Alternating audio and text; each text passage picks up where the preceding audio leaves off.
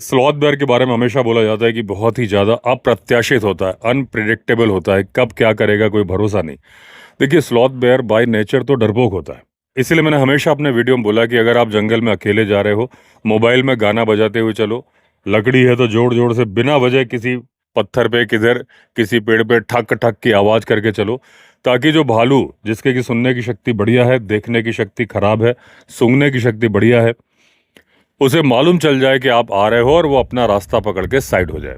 सुनने की शक्ति अच्छी होती है, इसीलिए आपकी आवाज़ों से वो सुन सकता है। सूंघने की शक्ति अच्छी होती है, लेकिन भालू ज़्यादातर दीमक की बांबियों में नाक घुसेड़ के खाने की कोशिश कर रहा होता है और एक अजीब तरह की आवाज़ निकाल रहा होता है। जैसे चूल्हे के अंदर फूकनी मारी जाती है। एक पहले जब चूल्हे जलाते थे, लंबी सी एक पाइप सा होता था, उसमें एक तरफ से फूक मारते थे, उधर से आग तेज होती थी, जोर से आवाज निकलती थी फूकने की।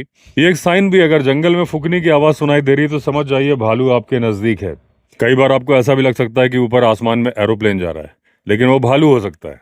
सूंघने की शक्ति काम नहीं करती क्योंकि उसकी नाक तो बिजी रहती है, लेकिन सुनने की शक्ति काम करती है, इसलिए आप आवाज करके चलिए।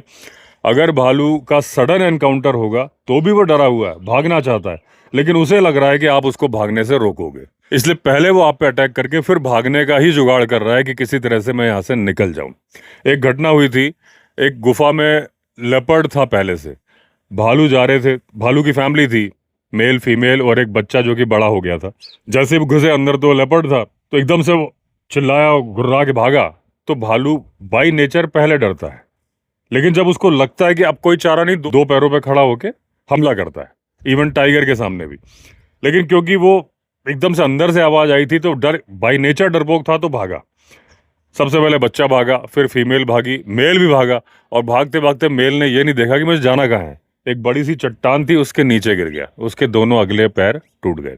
गांव वालों में अंधविश्वास प्रचलित है कि अगर आप भालू का मांस खाओगे, उसके नाखून वगैरह दुनिया भर के जो उसके अंग प्रत्यंग हैं, वो जादू टोना और दुनिया भर की चीजों में आपकी हेल्प करेंगे। गांव वालों को मालूम चला कि एक भालू गिर गया, उसके पैर टूट गए, भाग नहीं पा रहा है। वो भाले लेके पहुंचे और उन्होंने उसे मार दिया। और लोग भालू को मारते थे, उनका तरीका यही था, हिम्मत करते थे, अपने एक हाथ में कंबल लपेटते थे भालू के पंजों से बचने के लिए।